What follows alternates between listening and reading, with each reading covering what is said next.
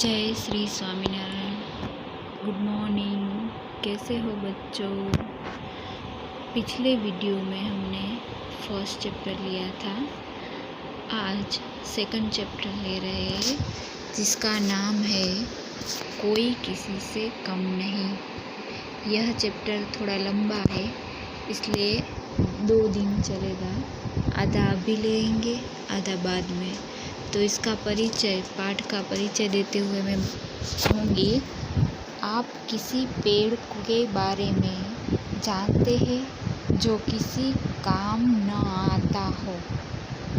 याद कीजिए तो याद आएगा कि प्रत्येक पेड़ से हमें कुछ न कुछ मिलता है। इस पाठ में पेड़ के बारे में ही बात की गई है। एक भी पेड़ ऐसा नहीं है जिससे हमें कुछ ना मिले। सभी पेड़ के अपने अपने फ़ायदे हैं और कोई ऐसा पेड़ नहीं देखा होगा जिसका यूज़ हम कभी भी नहीं करते हो। कुछ न कुछ छोटे से छोटी या बड़े से बड़ी चीज़ के लिए पेड़ का उपयोग करते हैं और एक भी पेड़ ऐसा नहीं होगा जिसके उपयोग नहीं होंगे। तो ये पूरे पेड़ के बारे में चैप्टर है। अब स्टार्ट होता है। गर्मी का मौसम था। एक बाग में तरह तरह के पेड़ लगे हुए थे। अब कौन सा मौसम चल रहा था? गर्मी का। अभी भी गर्मी का ही मौसम है पर हम बाहर नहीं निकल पा रहे, लॉकडाउन है इसकी वजह से, वरना बाहर वैसे भी बहुत सारी गर्मी ही है।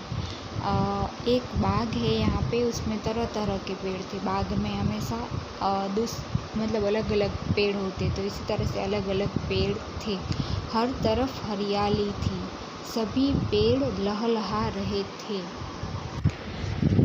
अब वहाँ पे हरियाली थी, मतलब बाग होता है, पेड़ होते तो हरियाली होती है, तो उस तरह से ही हरियाली थी और सभी पेड़ लहलहा रहे थे, मतलब बहुत लहरा रहे थे। सभी खुश थे। आम का पेड़ बहुत खुश था।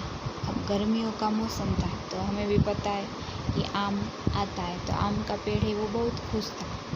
आम का पेड़ मंजरियों से भरा हुआ था। अब स्टार्टिंग होती है ना गर्मियों की, तब उसकी मंजरी होती, मीन्स उसमें फूल लगते हैं उसके, फिर आम होते फूल में से। तो आम के बाहर से आम की डालियाँ झुकी हुई थी। अब आम भी थोड़े लग चुके थे तो उसकी डाली झुकी हुई थी। आम की डालियों पर कोयल कूक रही थी। आम की डाली में वैसे भी कोयल है ना, वो ज़्यादा बैठती है, तो कोयल कूक रही थी, मतलब गा रही थी। सारा वातावरण गुंजायमान हो रहा था, मतलब सभी तरफ कोयल की आवाज़ आ रही थी। आम इतराता हुआ इधर उधर डोल रहा था। आम को है ना ऐसा सीजन उसकी थी ना, तो इस अंदर से खुश था, तो इतरा रहा था कि अब भी मेरी सीज़न है तो सब कैसे आम खाएंगे और मेरा कितना मान बढ़ जाएगा। इस तरह से अंदर से इतरा रहा था। पास उगे केले ने पेड़ के आम को छूने की कोशिश की तो आम ने उसका हाथ झटक दिया। अभी उसी के पास में, मतलब जो आम का पेड़ था उसके पास में ही केले का पेड़ था, तो केले के पेड़ ने क्या किया, आम के पेड़ को छूने की कोशिश की, तो वो अपना हाथ, उसका जो पत्ते थे उसको झटक देता है। तो केले के पेड़ ने पूछा, क्यों भाई, इतना क्यों इतरा रहे हो? उसको पता चल गया कि ये तो इतरा रहा है, मतलब अंदर से उसको घमंड आ रहा है, इसलिए केले ने पूछा कि क्यों भाई, इतना क्यों इतरा रहे हो? आम बोला, अपने आप को देखो, कितने छोटे से हो। पत्ते हाथी के कान से भी बड़े बड़े, सारे के सारे पत्तों से ही लिपटे हो। लकड़ी का तो नाम भी नहीं, पत्तों का क्या करेंगे? अब आम के पेड़ ने कहा केले के पेड़ से कि तुम अपने आप को तो देखो, पूरे के पूरे पत्ते से लिपटे हुए, कितने छोटे से हो, और ये पत्तों का क्या काम? इसलिए वो उसकी बुराई निकालता है। केले ने गर्व से कहा, मेरे पत्ते बहुत काम के हैं, खाने के लिए प्लेट की ज़रूरत नहीं, तोड़ो, बिछाओ और उस पर रख के खाओ।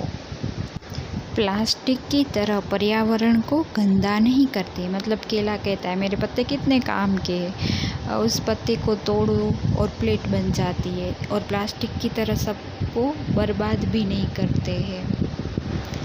मीन्स पर्यावरण को भी गंदा नहीं रखते हैं। अगर हम प्लास्टिक की डिश की जगह केले के पत्ते ले तो क्या होगा, फिर वो केले के पत्ते ज़मीन में गल जाएंगे और खाद भी बन जाएगा, मिट्टी में मिल जाते हैं और खाद बना देते हैं।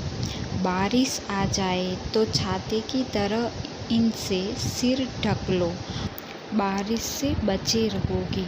मेरा फल तो मीठा है ही, कच्चे केले की सब्जी बनाओ या पक्का केला खाओ, स्वाद लाजवाब होता है। मतलब केला कहता है कि मेरी भी कीमत है, मतलब मेरे पत्ते हैं वो बारिश में भी काम आते हैं, खाने की प्लेट बन जाते। इतना ही नहीं, जो केले होते हैं तो कच्चे केले को हम पका के खा सकते और कच्चे केले की सब्जी भी बना सकते, तो उसका टेस्ट है, स्वाद है, वो भी लाजवाब ही होता है।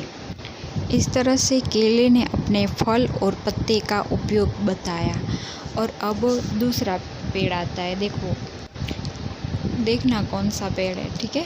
हाँ भाई, केले का पेड़ है, बड़े काम का। नारियल के पेड़ ने अपनी लंबी लंबी पत्तियां हिलाते हुए कहा। कौन सा पेड़ आया? नारियल का।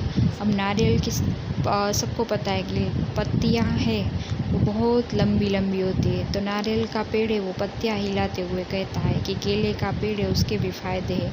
नारियल द्वारा केले की हिमायत लेने पर आम को गुस्सा आ गया।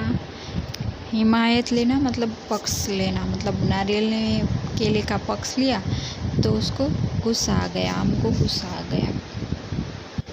तुनक कर बोला, मतलब चीट कर बोला, अपने आप को देखो कितने लंबे और पतले हो। अब वो नारियल की बुराई भी पेड़ ने स्टार्ट कर दी।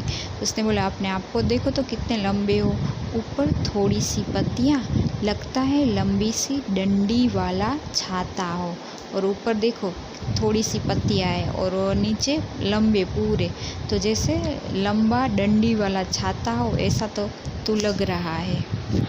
फिर नारियल ने कहा मेरी सूरत पर मत जाओ, मेरे गुण देखो। मतलब वो भी अपने गुण बताता है।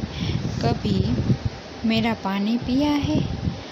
मेरा पानी पीने वाले के शरीर में कभी पानी की कमी नहीं होती। सबको पता है कि नारियल का पानी है वो कितना अच्छा होता है, तो वो पानी पीने से किसी के शरीर में पानी की कमी नहीं होती।